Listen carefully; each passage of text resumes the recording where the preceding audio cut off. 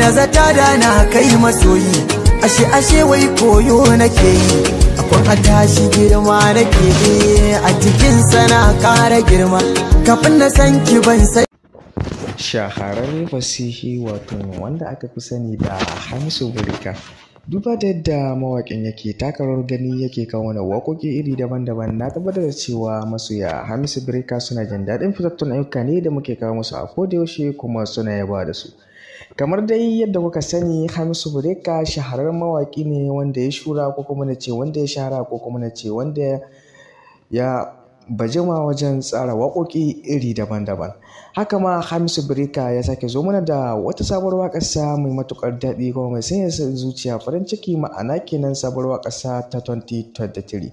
Dala ɗan uwa kasance ta da wannan channel mai albarka wato mai suna Awal Arewa TV, da kai mana subscribing sa'annan kuma ka danna wani kalmar nan ta alamar like, sa'annan kuma ka danna alamar ƙararrawar sanarwa ta yadda da zarar mun ɗaura sababbin ayyukan mu YouTube channel za su dinga sanar da kai.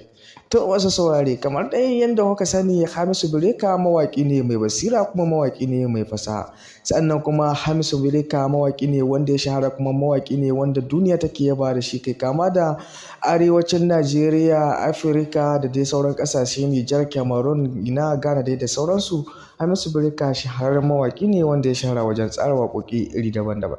Allah dan uwa, kada ka manta da kai mana share din wannan bidiyon musamman a page naka na WhatsApp da na Facebook da dai duk wata social media da kake da ita. Hakan yana ƙara tabbatar mana da cewa kuna bibiyar fitattun ayyukan mu da muke kawo muku a kodayaushe kuma kuna yabawa tare da su.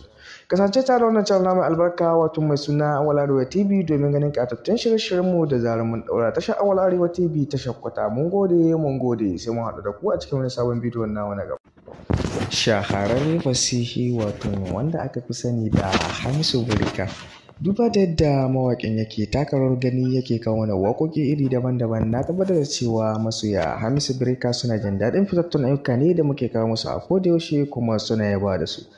Kamar dai yadda kuka sani, Hamisu Breaker shahararren mawaƙi ne wanda ya shura ko kuma na ce wanda ya shahara ko kuma na ce wanda ya bajima wajen tsara waƙoƙi iri daban-daban.